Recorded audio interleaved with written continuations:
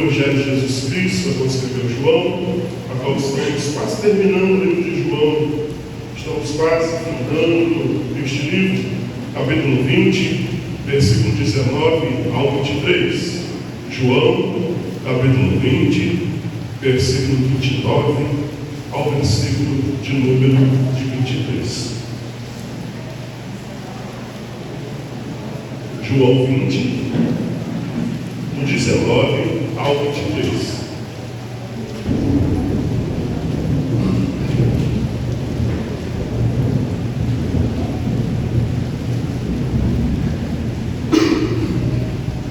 Amém? Fala o Senhor diz assim: quando chegou a tarde daquele dia, o primeiro dia da semana, estando os discípulos reunidos com as portas trancadas, por medo dos judeus, Jesus chegou, colocando-se no meio deles, e disse-lhes: paz seja convosco.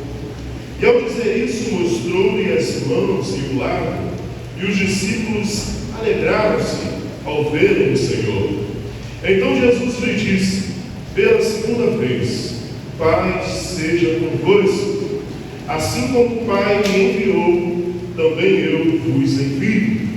E havendo dito isso, soprou sobre eles e disse-lhes: recebei o Espírito Santo. Se perdoardes os pecados de alguém, serão perdoados. Se os retiverdes, serão retidos. Amém. Poderoso Deus, eterno Pai, aqui estamos, Senhor, mais uma vez, Senhor, na tua presença. Te pedindo, Senhor, fala, Senhor, conosco, continua, Senhor, a falar, continua, Senhor, a realizar a tua obra, continua, Senhor, a fazer o teu querer e a tua vontade neste lugar. O que nos importa é ter o teu nome reconhecido, é ter o Senhor engrandecido, é ter o Senhor exaltado em nossas vidas. Por isso, Pai, te pedimos, fala conosco, porque aqui estamos para ouvir a tua poderosa voz. Continua, Senhor, conosco, continua, Senhor, com a tua noiva, com a tua igreja, que eu diminua para que tu cresça, que eu suma para que tu apareça. O que nos importa é ter o teu nome reconhecido, é ter o teu nome engrandecido, é ter o Senhor proclamado e exaltado neste lugar. Por isso te pedimos, Senhor, fala conosco. Continua, Senhor, a falar como tu tem falado desde o início desse culto, como tu tem já realizado e falado desde o início. Senhor, nós te pedimos, continua, Senhor, a falar conosco. Continua, Senhor, a realizar a tua obra e a completar a tua obra em cada um de nós, Senhor. É o que nós te pedimos em nome de Cristo Jesus. Amém e amém. Queridos irmãos, quarta-feira passada vimos a respeito de Maria Madalena chorando diante do túmulo de Cristo Jesus. Maria, a qual queria interrogar a todos que ali estavam para saber aonde estava o corpo do seu mestre. Maria, a qual foi junto com as suas irmãs e junto com os discípulos a ir para o túmulo, mas encontrando-o vazio, ela volta e chama Pedro e João para ver. E Pedro e João entrando naquele túmulo, eles reconhecem, João reconheceu que Cristo Jesus havia ressuscitado. Mas Maria Madalena fica chorando, pois ela ainda talvez não tinha essa convicção da ressurreição de Cristo Jesus. Por isso ela estava ali diante do túmulo, chorando e interrogando a todos que apareciam. A sua dor era tão grande que apareceram anjos para ela, perguntando a quem ela estava procurando, mas ela em nenhum momento nem se assustou, em nenhum momento ela nem teve aquilo como um milagre. E como vimos quarta-feira passada, há sofrimentos, há coisas que passamos em nossas vidas, que o milagre pode talvez até estar acontecendo na minha e na sua vida, mas as pessoas não percebem, não dão percepção para o milagre, porque estão afurnadas em sua depressão, em sua dor, em seus momentos de tristeza. Mas João continua nos dizendo a respeito aquele dia de domingo a qual Cristo Jesus ressuscitou. Então João começa a dizer, quando chegou a tarde daquele dia que ele já havia dito que Jesus havia ressuscitado, Jesus havia aparecido, o túmulo estava aberto, Jesus havia aparecido para Maria Madalena. Então João faz questão de dizer, chegando à tarde daquele dia, o primeiro dia da semana. O interessante é que a palavra do Senhor vai dizer dos mandamentos sobre guardar o sábado, sobre guardar o último dia da semana. E Jesus ressuscita no primeiro dia da semana. Anteriormente, as pessoas guardavam depois de ver. Agora, no início, as pessoas estão exaltando porque o Senhor ressuscitou no primeiro dia. No primeiro dia, nós estamos e vamos à casa do Senhor para glorificar e exaltar o nome do Senhor pelaquilo que Ele irá nos dar ainda. Anteriormente, as pessoas agradeciam pelaquilo que o Senhor tinha feito durante a semana. Hoje, nós somos gratos pelaquilo que o Senhor ainda há de fazer. Por isso que nós adoramos o Senhor no primeiro dia da semana. Porque o primeiro dia da semana você já está agradecendo antes mesmo de você ver, antes mesmo de você possuir, antes mesmo de você estar no dia da semana, você está agradecendo, porque nós vivemos por fé e não por vistos. Porque a fé é o firme fundamento das coisas que não se vê, mas que se esperam. Por isso o Senhor ressuscita no primeiro dia da semana. O primeiro dia da semana, por isso João faz questão de dizer o primeiro dia da semana, ou seja, o domingo, a qual nós hoje comemoramos o culto de adoração ao Senhor por causa da ressurreição de Cristo Jesus. Por isso que nós declaramos ao Senhor neste primeiro dia que Ele ressuscitou na minha e na sua vida. E não importa como serão os outros dias da semana, o que importa é que o Senhor está vivo e reina para todos sempre.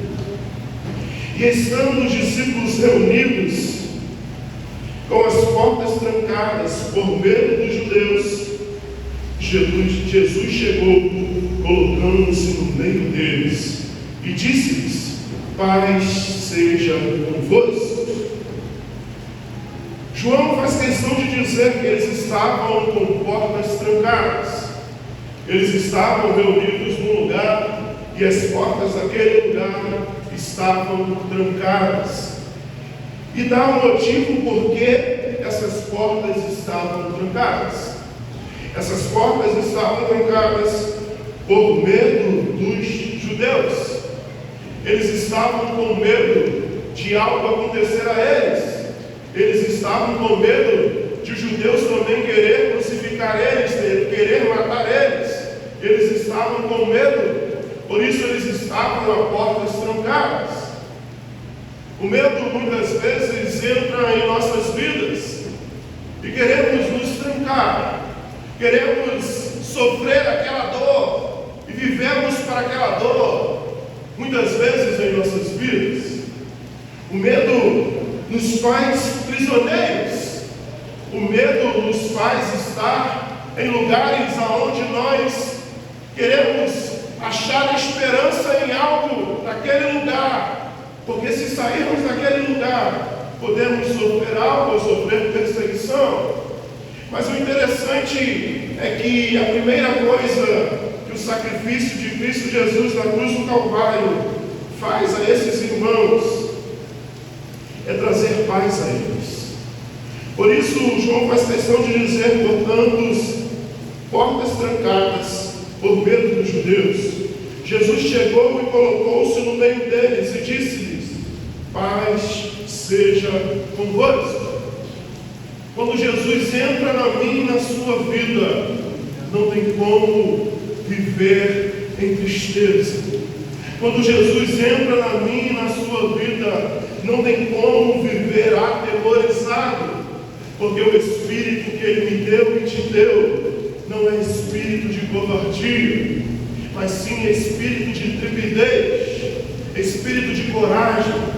O Espírito Santo de Deus que habita em mim e você não é espírito de covardia, mas espírito de coragem. É esse espírito que o Senhor me deu e te deu. E é isso que ele traz aos seus discípulos. Ele entra naquele lugar aonde as pessoas não veem esperança, aonde as pessoas estão com medo de morrer, aonde as pessoas estão com medo de algo acontecer com a sua vida. Jesus Cristo entra e traz a paz. Se você tem passado por momentos difíceis em sua vida, se você tem passado em momentos que tem te tirado a paz, que tem te tirado a esperança, chame Jesus para estar contigo. Chame Jesus para caminhar contigo. Chame Jesus para andar contigo, pois Ele é a paz. Ele traz a paz. Ele trouxe a paz, não só a paz com Deus, mas a paz para este mundo. Jesus trouxe paz. O sacrifício de Jesus na cruz do Calvário trouxe sobre a minha e a sua vida paz com Deus. Por isso Paulo vai dizer no capítulo 1 de Romanos que Deus, Ele queria guerra comigo e contigo, porque todos nós pecamos e destituídos estávamos da glória de Deus. Mas Jesus morreu, desceu dos altos céus, se esvaziou de toda a sua glória, morreu, foi fiel, tomou a estrutura de servo, foi fiel até a morte de cruz, e se entregou por mim e por você, e nos trouxe paz com Deus, nos trouxe paz. Por causa do sacrifício de Cristo Jesus, podemos clamar e o Senhor nos atende. Por causa do sacrifício de Cristo Jesus, o Senhor nos lavou em seu sangue. E quando Deus olha para nós, Ele vê o sacrifício de Cristo Jesus. Ele traz paz sobre a minha e a sua vida. Se você tem passado por momentos de aflição, se você tem passado por momentos de medo, se você tem passado por momentos de dificuldade em sua vida, peça paz ao Senhor. Peça ao Senhor para estar contigo. Peça ao Senhor para caminhar contigo em meio aos problemas. Peça ao Senhor para estar contigo, pois Ele sim pode trazer paz ao seu coração. Muitas pessoas vão dizer que o dinheiro traz paz. Salomão, o homem mais rico do mundo, vai dizer em Eclesiastes que longe disso, o dinheiro não traz paz, mas sim a falta dela. Porque quanto mais você tem, mais você fica preocupado se as pessoas que estão do seu lado porque gostam de você ou porque querem o seu recurso. Porque quanto mais você tem, mais preocupado você fica com a sua segurança, mais você fica preocupado se alguém vai te assaltar, se alguém vai te roubar, se alguém vai te sequestrar, se alguém vai fazer algum mal em você. Quanto mais recurso você tem, mais preocupação você tem em perdê-lo. Por isso, o dinheiro não traz paz, mas sim traz mais preocupações. Porque você pode perguntar a todo mundo que tem bastante recurso, se ele consegue deitar a sua cabeça no travesseiro e descansar em paz. Se ele consegue descansar sem pensar se alguém vai entrar na sua casa, se alguém vai fazer algo com seu filho, se ele vai conseguir sair e fazer alguma coisa. Muitas pessoas acham que as coisas materiais que esse mundo pode nos dar irá trazer paz para as nossas vidas. O único que pode trazer paz aos nossos corações é Cristo Jesus. O único que pode nos dar a paz é Cristo Jesus. E é de graça. É favor imerecido. É de graça, mas não foi de graça.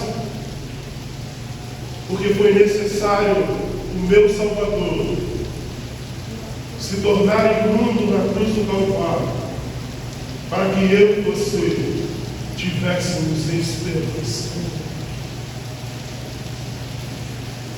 Mas Jesus chega ao meio deles e diz: paz seja convosco.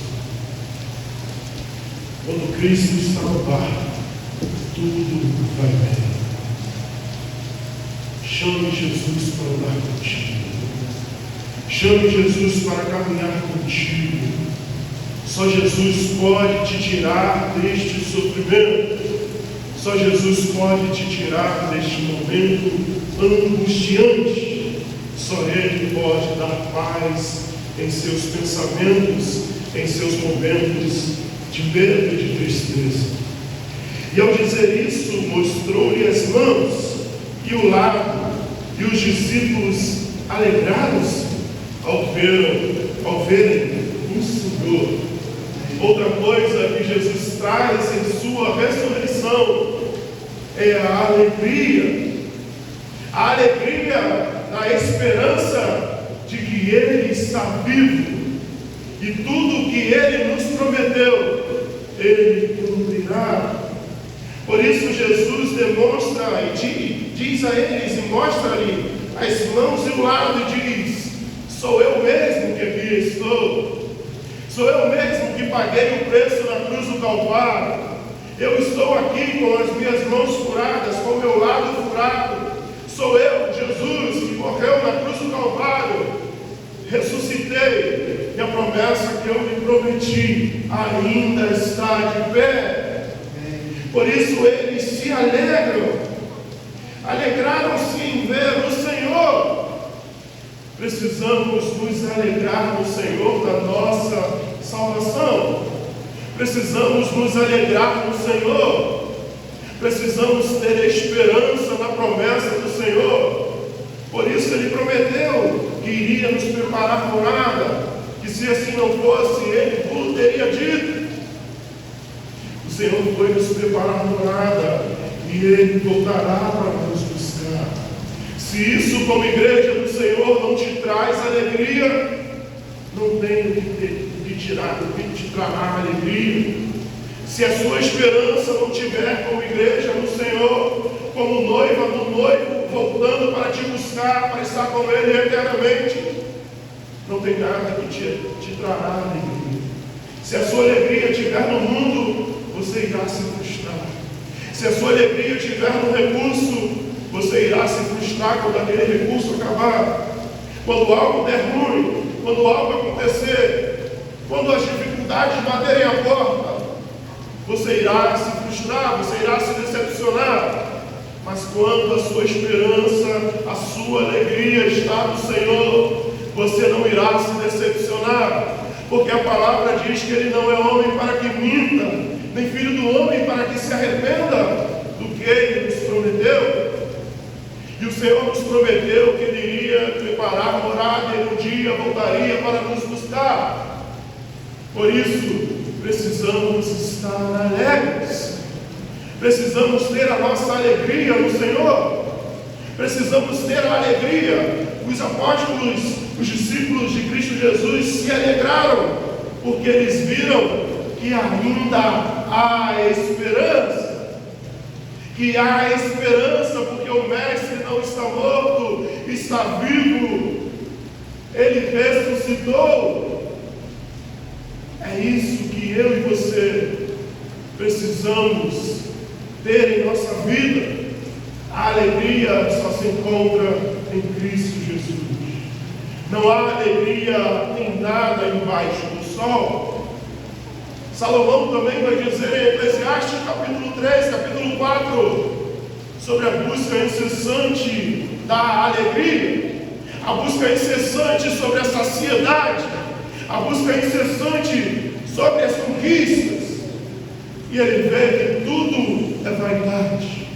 É como correr atrás do vento. Mas João está nos dizendo que eles se alegraram ao ver o Senhor. Eles se alegraram porque a alegria está em Cristo Jesus.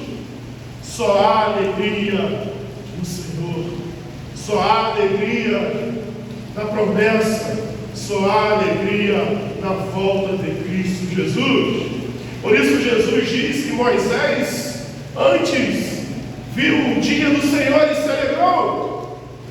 Porque a alegria está em Cristo Jesus. A alegria está na promessa e no completar da promessa, que é Cristo Jesus. 21. Então Jesus lhe disse pela segunda vez: Pai seja convosco, assim como o Pai me enviou, também eu vos envio. Jesus está dizendo aos seus discípulos e à sua igreja, como ele disse em Atos dos Apóstolos, capítulo 1, sobre o envio, sobre que a igreja precisaria ir de fazer discípulos de todas as nações, Samaria, na Judéia, até os confins da terra. Jesus está dizendo aos seus discípulos, mais uma vez, pela segunda vez: Pai seja convosco, assim como o Pai me enviou, também eu vos envio. A paz que Jesus trouxe para mim e para você é para que eu e você venhamos a ser testemunhas de Cristo Jesus. Ele nos chama para testemunhar da sua redenção. Ele nos chama para testemunhar da sua ressurreição. Ele nos chama para testemunhar da vida que Ele me comprou e te comprou, para que nós agora vivêssemos neste corpo. Por isso Ele está dizendo aos seus discípulos, pela segunda vez: Pai seja convosco, assim como o Pai me enviou, também eu vos envio. Assim como o Pai me enviou ao mundo, eu vos envio ao mundo. Jesus envia os seus discípulos para o mundo, para anunciar e proclamar a palavra de Deus, anunciar a palavra da salvação. Porque quando você é lavado e gemido pelo sangue do Cordeiro, não tem como você ser salvo e querer guardar essa salvação somente para você. Não tem como você dizer: olha, eu sou salvo em Cristo Jesus, amém? Mas eu não quero falar disso para ninguém. Eu não quero mais que ninguém seja salvo. Eu não quero que meu familiar seja salvo. Muito pelo contrário. Nós participamos, talvez, às vezes, da mesma dor que Paulo participa em Romanos, quando ele roga pelos judeus. Ele roga dizendo: Senhor, se for possível, risca o meu nome do livro da vida, mas salva os judeus. Porque quando nós encontramos a Cristo Jesus e entendemos que o Senhor foi misericordioso com as nossas vidas, não tem como nós olharmos para nossos familiares, não tem como nós olharmos para os nossos amigos e não ter compaixão e não ter como falar do amor de Cristo Jesus. Não tem como eu ser salvo e guardar as palavras de vida eterna somente para mim. Não tem como eu vir todos os dias, quarta-feira na igreja, domingo na igreja, sábado na igreja, ser cheio do poder, ser cheio do Espírito Santo de Deus e guardar isso para mim, não transbordar na vida do meu irmão. Nós fomos salvos por um propósito, e esse propósito é proclamar e exaltar as maravilhas de Cristo Jesus. Nós fomos salvos para exaltar e proclamar a vida do Senhor. Se você acha que a sua salvação é para que você tenha uma vida tranquila, para que você viva de qualquer jeito, de qualquer maneira, você está enganado. Você foi salvo para ser uma carta lida ao mundo. Paulo vai dizer que em Filipenses que nós somos cartas lidas. Nós somos cartas lidas do Evangelho. O Senhor nos chama a viver uma vida de acordo com a nossa vida de salvos em Cristo Jesus. Por isso, Ele envia os seus Como o Pai me enviou, também eu vos envio. Lembra que Jesus dizia: as coisas que eu falo, eu não digo de mim mesmo, mas digo daquele que me enviou.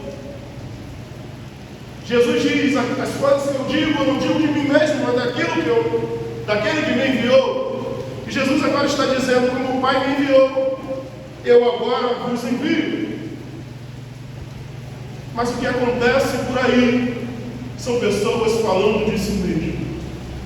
O que acontece por aí são pessoas falando de si próprio.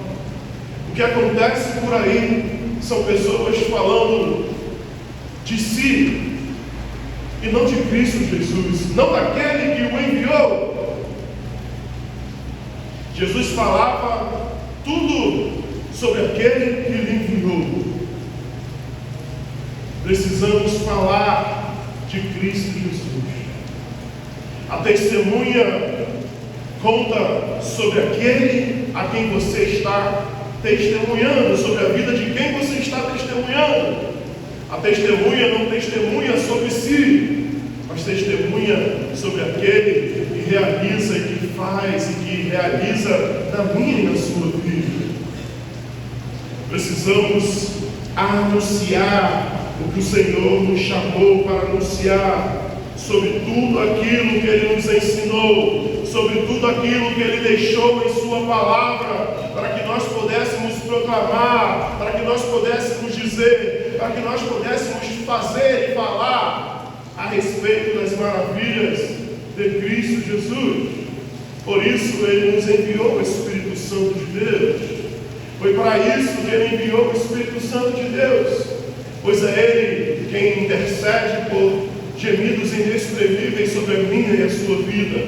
É Ele quem roga ao Pai, é Ele quem nos convence do pecado, da justiça e do juízo, é Ele quem nos lembrará o que falar na hora, é Ele quem nos usa, é Ele quem fala através da sua palavra, é Ele quem faz e quem traz clareza na palavra de Deus, traz entendimento para a minha e a sua vida. É o Espírito Santo de Deus. Nós fomos chamados para proclamar essa palavra. Nós fomos chamados para viver esse Evangelho. Nós fomos chamados e fomos enviados para essa função. Pastor, eu não sei falar, eu não sei dizer, eu não sei falar, eu não sei como começar. Viva. Seja uma carta lida. Seja exemplo de cristão, seja exemplo de vida, para que as pessoas olhem para você e vejam o verdadeiro seguidor de Cristo Jesus, aquele que verdadeiramente é reconhecido pelo amor de Cristo Jesus, o amor ágape, o amor sacrificial, o amor que dá a vida pelas almas perdidas. E havendo dito isso, soprou sobre eles e disse-lhes: recebei o Espírito Santo. Calma aí, pastor. Mas não é em Atos dos Apóstolos, capítulo 2, em dia de Pentecostes, que o Espírito Santo vai descer sobre a igreja? E como está dizendo que o Senhor soprou o Espírito Santo sobre eles? Queridos irmãos, o texto de João foi escrito logo depois que todas essas coisas aconteceram.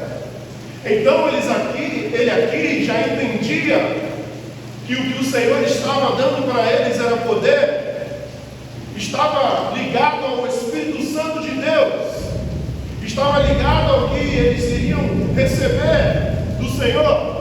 Por isso, aqui, João vai dizer que recebei o Espírito Santo, porque não tem como anunciar a palavra do Senhor, não tem como ter vida, não tem como anunciar e proclamar sem ter o poder do Espírito Santo na minha e na sua vida. Lembra em Lucas, quando Lucas vai falar sobre Zacarias, quando ele é cheio do Espírito Santo, o que acontece em sua vida? ele começa a anunciar e proclamar as maravilhas da salvação de Cristo Jesus.